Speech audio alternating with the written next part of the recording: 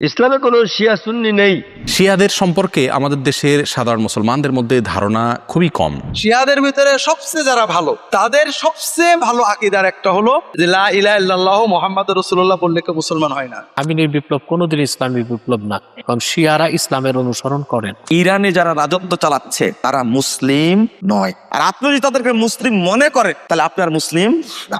যদিও দেখেছি ইসরায়েল ইরানের উপর আক্রমণ করেছে, কিন্তু আবার কিছুকাল আগে ইরানও তো সিরিয়াতে লক্ষ লক্ষ সুন্নি মুসলিমকে হত্যার কারণ হয়ে দাঁড়িয়েছিল, তাই না? আর গোটা বিশ্ব জগতে অমুসলিমরা মুসলিমদের উপরে যত নির্যাতন করেছে কি করেনি, সবচেয়ে বেশি মুসলিমদেরকে হত্যা করেছে শিয়ারা সুন্নিদেরকে, মানে আমাদেরকে। আপনি ইহুদির প্রতি দরদ দেখাইতে পারেন, আপনি খ্রিস্টানের প্রতি দরদ দেখাইতে পারেন, কিন্তু শিয়ার প্রতি দরদ দেখাইতে পারেন না। পবিত্র কোরআনে আল্লাহ আহলুল বাইত শব্দ উচ্চারণ করে যাদেরকে আলে বাইতের স্বীকৃতি দিয়েছেন তারা হচ্ছে আল্লাহ নবীর স্ত্রীরা। সে আল্লাহ নবীর স্ত্রী আয়েশা রাদিয়াল্লাহু তাআলা আনহার বিরুদ্ধে গালিগালাজ করে একজন মুসলিম হিসাবে আর একজন সুন্নি বিদাতি যদি বেরলবিও হয়, তবুও চাইবে না যে আয়েশাকে কেউ গালি দিকে সে মক্কার মদিনার মেম্বারে। এই জাতীয় লোকগুলোকে যদি আপনি আপনার বন্ধু বানান এবং তাদের পক্ষে কথা বলেন, তাহলে আমাদের কিছু বলার থাকে না। আপনাকে জানতে হবে কার কথা আপনি বলছেন, কাদের পক্ষে আপনি ওকালতি করছেন।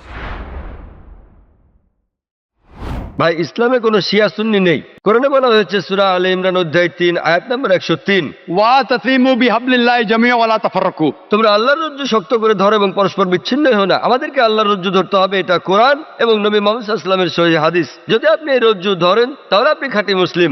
ইসলামে শিয়া সুন্নি নেই এবং ইসলামের কোনো ভাগ নেই। কোরআন বলছে সূরা আনাম অধ্যায় নম্বর 6 আয়াত নম্বর 159, হে নবী, নিশ্চয়ই যারা খণ্ড বিখণ্ড করেছে, অনেক দল করেছে ইসলাম ধর্মকে, তাদের সাথে আপনার কোনো সম্পর্ক নেই। আল্লাহ বিচার দিবসে তাদের ব্যাপারটা দেখবেন। এবং আমাদের নবী মুহাম্মদ সাল্লাল্লাহু আলাইহি ওয়াসাল্লাম বলেছেন যে মুসলিমদের মধ্যে 73টি দল হবে, এর মধ্যে কেবলমাত্র একটি দল যাবে জান্নাতে। সাহাবাগণ জিজ্ঞেস করলেন কোন দলটি? যারা অনুসরণ করবে আমাকে এবং আমার সাহাবীদের, যারা কোরআন এবং নবীর সহিহ হাদিস মেনে চলবে তারা। সুতরাং কোরআন বলছে ধর্মকে খণ্ড বিখণ্ড করো না। আমাদের নবী বলেন, এমনকি কোরআনে বলা হয়েছে কিছু লোক থাকবে তারা দল সৃষ্টি করবে। কতটা? 73টা। নিজেকে পরীক্ষা করতে বলেন, যদি সে কোরআন এবং নবীর নির্ভরযোগ্য বাণী বুখারী, মুসলিম ইত্যাদি অনুসরণ করে তাহলে সে খাঁটি মুসলিম। আমরা অনেকেই মনে করি মুসলিমদের মধ্যেই একটি সাধারণ দল শিয়া, অথচ শিয়া বলতে বোঝানো হয় শিয়াতু আলিয়িন বা আলী রাদিয়াল্লাহু তাআলা আনহুর অনুসারী গোষ্ঠী, এদেরকে শিয়া বলা হয়। বা আলে বাইত রাসূল করিম সাল্লাল্লাহু আলাইহি সাল্লামের পরিবার কেন্দ্রিক যাদের ভক্তি বিশ্বাস এগুলো গড়ে উঠেছে তাদেরকে সাধারণত শিয়া বলা হয়। শিয়াদের উৎপত্তি এটা সাহাবায়ে কেরাম রিদওয়ানুল্লাহি তাআলা আজমাইন তাদের যুগ থেকেই বলতে পারি। এবং শিয়াদের উৎপত্তির পেছনে যে লোকটি ছিল তার নাম হলো আব্দুল্লাহ ইবনে সাবা। ইহুদি ছিল, পরবর্তীতে এসে মুসলিমদের বেশ ধারণ করে মুসলিমদের ক্ষতি সাধন করার জন্যই মূলত এই গ্রুপটির তারা আবিষ্কার করে। শিয়াদের সম্পর্কে আমাদের দেশের সাধারণ মুসলমানদের মধ্যে ধারণা খুবই কম। আমরা অনেকেই মনে করি মুসলিমদের মধ্যেই একটি সাধারণ দল শিয়া, অথচ শিয়াদের যে সমস্ত বিশ্বাস আছে সে বিশ্বাসগুলো ইসলামের একেবারে মৌলিক বিশ্বাসগুলোর সাথে অনেকগুলো বিশ্বাস আছে যেগুলো সাংঘর্ষিক।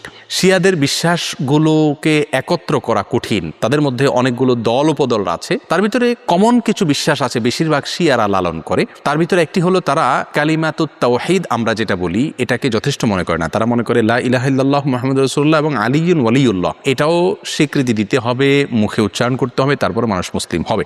তাদের মধ্যে কোনো গ্রুপ আছে যারা কোরআনে কারীমের 30 পারার যে কোরআন এটার ব্যাপারে তারা সন্দেহ পোষণ করে এবং তারা কোরআনের বিকৃতিতে বিশ্বাস করে বা বিকৃতি করে, এটাকে তারা সঠিক মনে করে বিকৃতি করে থাকে। তাদের মধ্যে বড় অংশ বা সবচেয়ে বেশি অংশ বলা যেতে পারে, প্রায় সবাই বলা যেতে পারে, তারা সাহাবীদেরকে সবাইকে, কয়েকজন বাদে আলী রাদিয়াল্লাহু তাআলা আনহু, আব্বাস রাদিয়াল্লাহু তাআলা আনহু সহ, কয়েকজন বাদে হাসান হোসেন, ফাতিমা রাদিয়াল্লাহু তাআলা আনহুম সহ আহলে বাইত যারা, তারা ছাড়া বাকিদেরকে তারা কাফের মনে করে। এবং সাহাবীদেরকে গালমন্দ করাটা এটাকে তারা সওয়াবের কাজ মনে করে, ইবাদত মনে করে। আয়েশা রাদিয়াল্লাহু তাআলা আনহা রাসূল আকরাম সাল্লাল্লাহু আলাইহি ওয়াসাল্লামের সহধর্মিণী, তার চরিত্র নিয়ে তারা সন্দেহ করে, যার চরিত্রের বিষয়ে কোরআনে কারীমে সূরা নূরে আল্লাহ সুবহানাহু ওয়া তাআলা পরিষ্কারভাবে ঘোষণা দিয়েছেন। ইসনা আশারিয়া গ্রুপ বলতে শিয়াদের ওই গ্রুপকে বলা হয় যারা 12 জন ইমামে বিশ্বাস করে, অর্থাৎ যারা মনে করে যে 12 জন ইমাম আল্লাহর পক্ষ থেকে নির্ধারিত, তারা রাসূল করিম সাল্লাল্লাহু আলাইহি ওয়াসাল্লামের ওয়াফাতের পরে ধারা পরম্পরায় আসছেন এবং তাদের মধ্যে প্রথম ইমাম ছিলেন আলী রাদিয়াল্লাহু তাআলা আনহু এবং সর্বশেষ ইমাম ছিলেন মুহাম্মদ ইবনুল হাসান আল আসকারী। এসব ইমামদের সম্পর্কে, ইমামদের মধ্যে সর্বশেষ ইমাম যিনি যিনি মোহাম্মদ ইবনে হাসান আল আসকারি, তারা মনে করে তিনি লুকায়িত হয়ে গেছেন, আবার প্রকাশিত হবেন, এবং এই ইমামরা সবাই নিষ্পাপ, তারা কোনো ভুলত্রুটির ঊর্ধ্বে, এবং এই ইমামরা সকল প্রকার ইবাদত বন্দিগির ঊর্ধ্বে উঠে গেছেন, তাদের কোনো ইবাদত বন্দিগি করতে হয় না। শিয়াদের মধ্যে যারা আয়েশা রাদিয়াল্লাহু তাআলার চরিত্র নিয়ে সন্দেহ করে, কোরআনের ব্যাপারে যাদের সন্দেহ রয়েছে এবং বিকৃতি সাধন করে থাকে, এবং কেউ কেউ আছে রাসূল করিম সাল্লাল্লাহু আলাইহি সাল্লামের রিসালাত নিয়েও সন্দেহ করে। তারা বলে যে জিবরিল ভুলে রাসূল করিম সাল্লাল্লাহু আলাইহি সাল্লামের কাছে রিসালাত নিয়ে আসছিল মূলত আলী রাদিয়াল্লাহু তাআলার কাছে। এরকম আর অনেকগুলো বিশ্বাস লালন করে। এই সম্প্রদায়গুলোকে বা এইরকম বিশ্বাস লালনকারীদেরকে আমরা মুসলিম মনে করতে পারি না। শিয়াদের ভিতরে সবচেয়ে যারা ভালো, তাদের সবচেয়ে ভালো আকীদার একটা হলো যে লা ইলাহা ইল্লাল্লাহু মুহাম্মাদুর রাসূলুল্লাহ বললে কেউ মুসলমান হয় না। দ্বিতীয় আর একটা কথা বলতে হয়, আলী ওয়ালিউল্লাহ। দ্বিতীয় হলো আবু বকর, ওমর, উসমান সহ সব সাহাবীরা মুরতাদ কাফের ছিলেন, তাদেরকে লানত করা ইমানের অংশ, তাদের সাথে সম্পর্ক ছিন্ন করা। তৃতীয় হলো সাহাবীরা যেহেতু সব কাফের ছিলেন, কাজে সব হাদিস বাতিল, শুধু তাদের ইমামদের থেকে বর্ণিত গুলো ছাড়া। চতুর্থ হলো এটা অধিকাংশ যে এই কোরআন বাতিল, আসল কোরআন নাউজুবিল্লাহ ওসমান পুড়িয়ে ফেলেছে। এখন এরপরে এই ধরনের বিশ্বাস যার আছে তার কি বলবেন, এটা আপনাদের ব্যাপার। তাদের এক নম্বর আকীদা বিশ্বাস হচ্ছে আল্লাহ সম্পর্কে, যে আল্লাহ তাআলা আগে একটা জিনিস জানতেন, পরে আরেকটা জিনিস জানেন, নাউজুবিল্লাহ। কারণ তারা মনে করে যে আগে যদি জানতেন নাউজুবিল্লাহ তাহলে আলীকে প্রথম খলিফা বানাতেন। এই জাতীয় আকীদা বিশ্বাস এখনকার যারা রাফেদি ইরানীদের কথাই আমরা বলছি, শুধুমাত্র আগের শিয়াদের কথা বলছি না। তাদের গ্রন্থে লেখা আছে স্পষ্ট, আপনারা দেখলে পাবেন, একেবারে নস আপনাকে দেখাতে পারবো আমি একটা একটা করে বই। তাদের কাছে মুসহাফে ফাতেমা আছে, আলাদা নাম বানিয়েছে মুসহাফে ফাতেমা, নাউজুবিল্লাহ। দ্বিতীয়, তারা মুহাম্মদুর রাসূলুল্লাহ সাল্লাল্লাহু আলাইহি ওয়াসাল্লাম তার হাদিসকে একটাও মানে না। কেন মানে না? আমাদের হাদিসগুলো সাহাবা ইকরামের দিয়া বর্ণিত হয়েছে, আর তারা সাহাবা ইকরামকে কাফের বলে, নাউজুবিল্লাহ। এই জাতীয় লোকগুলোকে যদি আপনি আপনার বন্ধু বানান এবং তাদের পক্ষে কথা বলেন, তাহলে আমাদের কিছু বলার থাকে না। আপনাকে জানতে হবে কার কথা আপনি বলছেন, কাদের পক্ষে আপনি ওকালতি করছেন। তাছাড়া তারা আরও বিশ্বাস করে, আমি যা বলছি প্রত্যেকটি কথা ওদের একটার কথা থেকে বলছি, বানিয়ে কোনো কথা বলছি না। তাদের কিতাবের নাম আছে কুলাইনির কাফি। কাফি একটা কিতাবের নাম, সবচেয়ে আমাদের বুখারীর মতো তাদের কাছে সম্মানিত এটা। কুলাইনি তার কাফিতে বলছেন, বাব আল আইম্মাতু ইয়ালামুনাল গায়ব, অধ্যায় ইমামরা গায়েব জানে। এরপর অধ্যায় ইমামরা আগামী দিন কি হবে তা জানে। অধ্যায় ইমামরা সন্তান দিতে পারে। অধ্যায় ইমামরা এটা জানে। ইমামদের কথাই সব কিছু তাদের কাছে। শিয়াদের আরেকটি আকীদা হচ্ছে যে তারা উম্মাহাতুল মুমিনিন, আমাদের মায়েদের সম্পর্কে সবচেয়ে নিকৃষ্টতম বাক্য বলে, যেগুলো আমরা মুখে উচ্চারণ করতে পারবো না। যাকে আল্লাহ তাআলা আসমানের উপর থেকে আয়াত নাজিল করে আমাদের মা আয়েশা রাদিয়াল্লাহু আনহাকে পবিত্র ঘোষণা করেছেন, সে আয়েশা রাদিয়াল্লাহু আনহা সম্পর্কে তারা সবচেয়ে ঘৃণিত বক্তব্য দেয়। এরা হচ্ছে, আপনার মাকে যদি আপনার গালি দেয় আর আপনি যদি তাদেরকে কোলে তুলে নেন, আপনাকে আমরা কিভাবে বুঝাবো যে আপনি কত বড় খেয়ানতের মধ্যে আছেন। আরেকটি বিশ্বাস হচ্ছে আবার তাদের ইমামরা ফিরে আসে, আবার যুদ্ধ করে আবার আহলুস সুন্নাহকে কচুকাটা করবে। তারা আহলুস সুন্নাহ বলে না, তারা বলে নাসিবি মানে তারা মনে করে আমরা নবীদের দুশ্মন, নবী বংশের দুশ্মন, এটা মনে করে, নাউজুবিল্লাহ। তারা মনে করে এই কাবার সাথে মেরে আবার আবু বকর ওমরকে কবর থেকে উঠিয়ে লটকে রাখতে হবে। আমাদের অনেক ভাই ধোঁকাগ্রস্ত হয়ে আছে। তারা বলে যে এই সমস্ত আকীদা তো আগে ছিল, এখন এই লোকেরা করে না, তো এই লোকেরা এটা বিশ্বাস করে প্রচার করে দিক, এখন থেকে আমরা আকীদা প্রচার করি না। এটা ডাহা মিথ্যা কথা, কখনো সেটা নয়। একই আকীদা আগে যারা রাখতো এখনো সেটাই রাখে, নাহলে তো শিয়া থাকতো না, সুন্নি হয়ে যেত। খলিফা হারুন রশিদের সময় খলিফা যখন তাদের আলী ইবনে ইয়াকতিন নামক এক অপদার্থ শিয়াকে যখন তিনি জেলে পুরিয়েছেন, সে কি করছে, সমস্ত যারা সেদিন কয়েদি ছিল সুন্নি কয়েদিগুলোকে মারার জন্য উপর থেকে ছাদ ধসে দিয়েছেন, যারা সবাই সেখানে মারা পড়ে। অনুরূপভাবে বুয়াইহিরা 336 হিজরিতে তারা বাগদাদকে লুট করেছে এবং 352-তে বাগদাদের বাজার লুট করেছে। 353-কে তিনি 15,000 আহলুস সুন্নাহকে হত্যা করেছে। 354 হিজরিতে তারা আহলুস সুন্নাহকে মুহররম মাসে হত্যা করেছে। 10ই মুহররম আরও এরকম শত শত হাজার হাজার আহলুস সুন্নাহকে হত্যা করেছে। এই কাহিনী আমি বানিয়ে বলছি না, আপনারা ইমাম ইবনে কাসির রাহমাতুল্লাহ আলাইহি তার যে বিদায় ও নেহাত আপনি দেখতে পাবেন। ইরানে যারা রাজত্ব চালাচ্ছে তারা মুসলিম নয়, একবারে সোজা কথা। আর আপনি যদি তাদেরকে মুসলিম মনে করেন, তাহলে আপনার মুসলিম না। কিছু মানুষ এই যে কি মারা গেল, সুলাইমানের কাছে মারা গেল, এটাকে নিয়ে অনেকে শহীদ লকব দিয়ে দিছে। বেটাকে শিয়া আকীদা সম্পর্কে পড়ো, তারপরে কথা বললো, ওরা বলে যে প্রথম খলিফা হতেন আলী, কিন্তু আয়েশার চক্রান্তে খলিফা হয়েছে আবু বকর। নাউজুবিল্লাহ। বলেন তো, আয়েশা রাদিয়াল্লাহু আনহা কি চেয়েছিলেন বাপ খলিফা হবে? এটা কি চেয়েছিলেন? কোনো সময় চান নাই, কিন্তু এটা আল্লাহ প্রদত্ত, খলিফা হবে। উম্মাহাতুল মুমিনিন, তিনি আমাদের মা। এই শিয়ারা এখনো তাকে মনে করে জেনাকারে। ওরা চায় তার কবর উঠায়া তাকে ইহুদি খ্রিস্টানদের গোরস্থানে কবর দেওয়া হবে।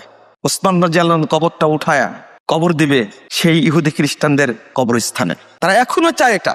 কিছুদিন আগে এই খোমেনি রাসূলের কবর জিয়ারত করতে যেয়ে রাসূলকে সালাম দিয়েছে, কিন্তু আবু বকর আর উমরকে সালাম দেয়নি। তারা নামাজ পড়ে না, সালাত পড়ে না মসজিদে নববীতে, কারণ আবু বকর আর উমরের কবর আছে, তাই কবরকে বের করে ফেলেন। যারা মনে করে যে আবু বকরের হাতে বায়াত করে সমস্ত সাহাবী যারা, তারা সবাই কাফের হয়ে গেছে। আপনি তাকে মুসলিম বলেন কি করে? কিভাবে মুসলিম বলেন? এত দরদ কেন? ইয়ামানের সালাফি আলেমদেরকে ডাইরেক্ট ধরে ছিলে, চামড়া ছিলে, তাদেরকে গুলি করে ডাইরেক্ট হত্যা করেছে। যত আহলে হাদিস এলাকা ছিল, আপনারা তো আহলে হাদিস বললে ভালো চিনেন, ওদের ওই লেখলা মানে সালাফি, সমস্ত প্রতিষ্ঠান বন্ধ করে দিয়েছে। এই হাউসি বিদ্রোহীরা সিরিয়াতে, যেখানে ইবনু তাইমের জন্ম, যেখানে ইবনু তাইমের জন্ম, যেখানে ইবনু কাসির রাহিমাহুল্লাহর জন্ম, যেখানে ইবনু হাজার আসকালানির জন্ম, সিরিয়াতে আলেম আর আলেম, এই সমস্ত জায়গাতে বাশার আল আসাদ এই শয়তানটা সালাফি আলেমদেরকে ধরে ধরে চোখ তুলে নিয়ে, কান কেটে নিয়ে, নাক কেটে নিয়ে, হাত পা কেটে নিয়ে অবশেষ জবাই করে হত্যা করেছে। হাজার হাজার সালাফি ভাইদেরকে যখনই বুঝতে পারে এরা সুন্নি মুসলিম, তখনই প্রথম কাজ তার গুলি করে হত্যা করা। তখন আপনার দরদ লাগে না যে হারামাইনে দাজ্জাল ঢোকার সুযোগ পাবে না? সেই হারামাইন দখল করার জন্য এই সুলাইমানি কাসেমি চেষ্টা চালাইতো, কিভাবে মক্কা মদিনাকে দখল করা যায়। তার প্রতি তোমার এত দরদ। শিয়া বলতে আপনি কি বুঝেন? ইহুদিদের জঘন্য, নাসারা খ্রিস্টানদের চেয়েও জঘন্য, এদেরকে বলা হয় শিয়া। আপনি ইহুদির প্রতি দরদ দেখাইতে পারেন, আপনি খ্রিস্টানের প্রতি দরদ দেখাইতে পারেন, কিন্তু শিয়ার প্রতি দরদ দেখাইতে পারেন না। এদের অনেকগুলো দল আছে, প্রায় 12টা মতো। এখন যেই শিয়াদের রাজত্ব চলতেছে, এই শিয়ারা হলো ইমামিয়া ইসনা আশারিয়া। ধোকা খাবেন না, ইসলামী প্রজাতন্ত্রী ইরান, খুবই জঘন্য কথা। ইহুদি নাসারাদের তো আমরা মুসলমানরা সবাই শত্রু, কিন্তু ইরানি এবং শিয়া রাফেজিদের নিকটে হলো আল্লাহর রসুল সাল্লাল্লাহু আলাইহি ওয়াসাল্লামের সাহাবায়ে কেরাম সবাই হলো কাফের মুরতাদ শত্রু। আবু বকরকে যদি কাফের বলতে পারে, ওমর ইবনুল খাত্তাব, ওসমান, এই 3 জন খলিফা কে তারা কাফের মুরতাদ বলাটাকে সওয়াবের কাজ মনে করে। আলী রাদিয়াল্লাহু আনহুর যুগে এসে ভাগ হয়ে গেল দুটা। আলী রাদিয়াল্লাহু আনহুকে যে এক শ্রেণীর শিয়া, তারা অতি ভক্তি করে কি করেছিল? সিজদা করেছিল, যে আনতা ইলাহুনা, আপনি আমাদের মাবুদ, আমরা আসমানে কোনো মাবুদ মানি না। এরপরের আকীদা হলো যে আলী রাদিয়াল্লাহু আনহু আসলে নবী হওয়ার উপযুক্ত ছিল, কিন্তু জিবরিল খেয়ানত করে ওয়াহি মুহাম্মদের কাছে নিয়ে দিয়েছে। এটা হলো এরপরের আর কি, এরা ভালো। কতটুকু ভালো? যারা আলীকে মাবুদ মনে করে তাদের চেয়ে ভালো। এর চেয়ে আরেকটু মানে ভদ্র বাতিল আকীদা হলো যে না না না, জিবরিল খেয়ানত করে না, মুহাম্মদ সত্যি নবী, আর আলী হলো ইমাম, খলিফা, ওসি। এই যাকে আমরা ইমাম খোমেনি বলি, খোমেনি এটা প্রচার করেছে কি ইন্না লিআইম্মাতিনা, শুধু আলী না, আলীর বংশে 12 জন ইমাম আসবে। 12 জনের যিনি 12তম, তারও মর্যাদা নবীর চেয়ে বেশি। ইন্না লিআইম্মাতিনা মানজিলাতান লা ইয়াকরাবুহা মালাকুন মুকাররাবুন ওয়ালা নাবিয়্যুন মুরসাল। আমাদের নবীদের, আমাদের ইমামদের যে মর্যাদা আল্লাহর কাছে রয়েছে, আল্লাহ যে মর্যাদা দিয়েছেন, এই মর্যাদায় কোনো নবী রাসূল, কোনো ফেরেশতাও পায় নাই। বর্তমান যুগে যারা রাষ্ট্রীয় ক্ষমতায় আছে তাদের আকীদা হলো এইটা। এবং আমাদের কাছে যে 30 পারার কোরআন আছে, এটা যে বিকৃত, এই বিকৃত এটা প্রমাণ করার জন্য তারা কিতাব সংকলন করেছে। এই কিতাবটা খোমেনির আধ্যাত্মিক নেতার লেখা, তার পীরের লেখা। কি কিতাবটার নাম? ফসলুল খিতাব ফি তাহরিফি কিতাব রব্বিল আরবাব। সমস্ত রবের রব যিনি, তার কিতাবের মধ্যে যে বিকৃতি ঘটেছে এই ব্যাপারে স্পষ্ট বক্তব্য। আবার এই যে 12তম ইমাম, উনি আবারও আসবেন।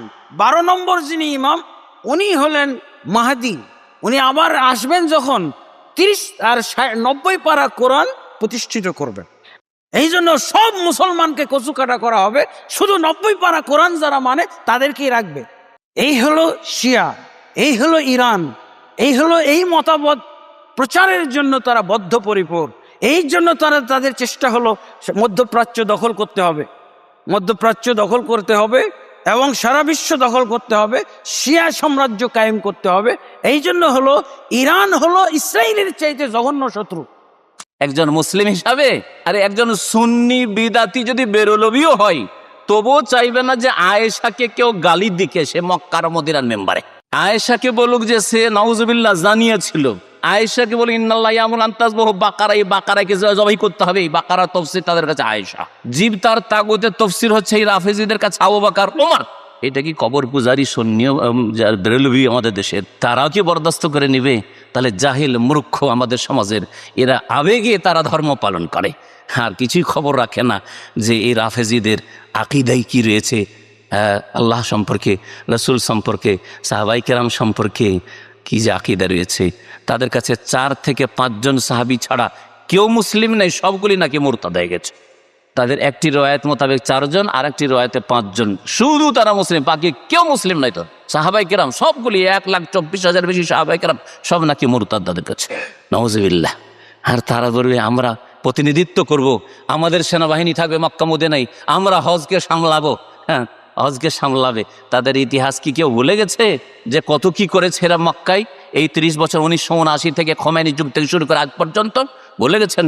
সে সুরঙ্গে কত লোককে রাশিয়ারা মারলো, আর কত বম ব্লাস্টিং করলো, এগুলি করার জন্য আসে। সব যদি এক একটি করে ঘটনা, শুধু এইখানে যা ঘটিয়েছে হজের সিজনগুলোতে যে ঘটিয়েছে এই 1979 থেকে শুরু করে আজ পর্যন্ত, সেগুলো যদি বয়ান করা যায় তো একটা বড় বক্তব্য হবে। খামেনির বিপ্লবকে ইরানে ইসলামী বিপ্লব বলে। খামেনির বিপ্লব কোনোদিন ইসলামী বিপ্লব না, কারণ শিয়ারা ইসলামের অনুসরণ করেন।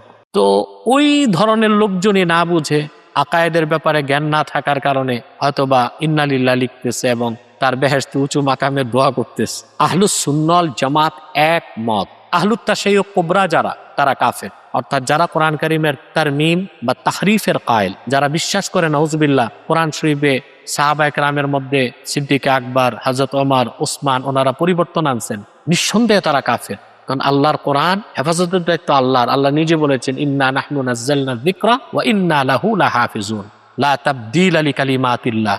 স্পষ্ট কোরআনে আল্লাহ বলছেন কোরআনের কোনো পরিবর্তন কোনো মানুষের পক্ষে করা সম্ভব হয় নাই। এটাকে তারা অস্বীকার করে।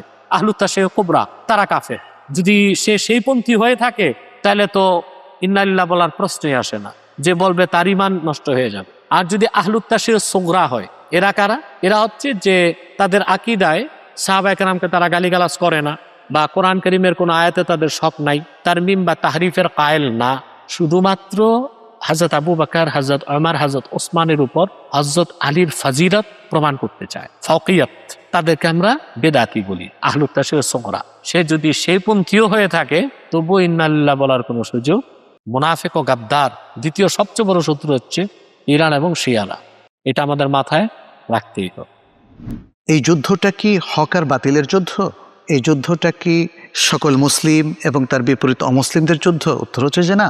বহু আগ থেকেই ইরান এবং ইসরায়েলের মধ্যে যুদ্ধের একটা অবস্থা ছিল এবং তারা একে অপরের শত্রু হিসাবে চিহ্নিত ছিল। এটা আকীদার যুদ্ধ নয়, ঈমানের যুদ্ধও নয়, এটা হলো পৃথিবীর শাসকদের যুদ্ধ। এখানে একটা প্রতিপক্ষ হচ্ছে ইসরায়েল। সারা পৃথিবীকে অন্যায়ভাবে যারা শাসন করছে, আমি অন্যায়ভাবে বলছি এই জন্যে যে তারা সংখ্যায় খুব কম, কিন্তু সারা পৃথিবীর উপর তাদের দাপট তারা তৈরি করেছে নানাভাবে, নানা বাহানায়, নানা প্রোটোকলের মধ্য দিয়ে।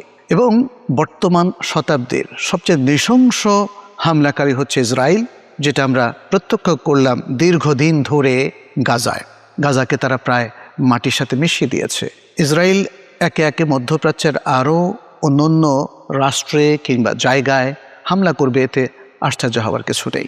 ইসরায়েলের বিরুদ্ধে ইরান যুদ্ধ জড়ানোর কারণে তাদের যে আকীদাগত ত্রুটি আছে সেটা শুদ্ধ হয়ে গেছে, এটা বলার কোনো সুযোগ নেই। যদিও মুসলিমরা, সারা বিশ্বের সকল মুসলিম ইহুদিদেরকে তাদের প্রধান শত্রু হিসাবে চিহ্নিত করে এবং শত্রুর পরাজয় মুসলিমদের কাছে কাম্য। কিন্তু আমরা ইরানের প্রেক্ষাপটটাও যদি দেখি, তাদের অতীত ইতিহাস কিংবা অতি সম্প্রতি সিরিয়ায় তাদের আহলুসুন্নাল জামাতের বিরুদ্ধে তাদের আগ্রাসন, সেটাও কিন্তু আরেকটা বিষয়। আমরা যেটা দেখতে পাচ্ছি আজকাল, আমাদের অনেকেই মানে কেউ বলছেন যে তিনি শিয়া হয়ে যাচ্ছেন, মানে আকিদাকে তারা এই জায়গাটা নিয়ে এসছেন, এবং অনেককে আমরা দেখি তারা আহলুসুন্নাল জামাতের প্রতি হয়তো রেগে যাচ্ছেন, ফলে মানে নিজেকে নিজেই আরেকটা ক্ষতির মুখোমুখি করছেন। যুদ্ধের যে বর্তমান অবস্থা সারা বিশ্বে, আমরা এখানে দেখতে পাচ্ছি অনেক খারাপ লোকও সে অনেক সময় মাজলুম হতে পারে, আকিদায় বিভ্রান্ত লোকও অনেক সময় মাজলুম হতে পারে, আবার অনেক সময় দেখা যাচ্ছে বিশ্বের মহলরা তার ম্যাক্সিমাম সময় তারা জালিমের ভূমিকায় তারা অবতীর্ণ হচ্ছে। আমরা ইতিমধ্যে আরও যুদ্ধ দেখেছি, ইউক্রেন এবং রাশিয়ার যুদ্ধ। আপনি কোন পক্ষ নেবেন, তাই না? সত্যিকার অর্থে যুদ্ধ আমাদের কাছে কাম্য নয়। যে কোনো একটা যুদ্ধ, যে কোনো একটা আক্রমণ, যে কোনো একটা লাগালাগি, মারামারি, এ সম্পর্কে মুসলিমদের খুব তাড়াহুড়ো করে কোনো একটা পক্ষভুক্ত হয়ে যাওয়াটা উচিত না। আমরা যদিও দেখেছি ইসরায়েল ইরানের উপর আক্রমণ করেছে, কিন্তু আবার কিছুকাল আগে ইরানও তো সিরিয়াতে বাশার আল আসাদের পক্ষভুক্ত হয়ে লক্ষ লক্ষ সুন্নি মুসলিমকে হত্যার কারণ হয়ে দাঁড়িয়েছিল, তাই না? সর্বাবস্থায় মুসলিমকে মনে রাখতে হবে, তাকে হকের পক্ষে থাকতে হবে। 10 তারিখে, মহরম মাসের 10 তারিখে তারা একটা অনুষ্ঠান করে থাকে। তারা প্রথমে একটা ছাগলের কুকুর নিয়ে আসে। ওই কুকুরটাকে নিয়ে আসার পরে তাকে আচ্ছা মতো খাওয়ান দাওয়ান করাবে, তবে তাকে দৌড় দিয়ে নিয়ে হবে, আর ওই কুকুরটার নাম দেবে ওমার, নাউজুবিল্লাহ মিন জালিক। তারপরে ওই কুকুরটাকে বেধড়া পেটাতে পেটাতে যতক্ষণ না মৃত্যুবরণ করে ততক্ষণ মেরে চলে যাবে। এটা যে শিয়াদের অনুষ্ঠান, বলুন নাউজুবিল্লাহ মিন জালিক।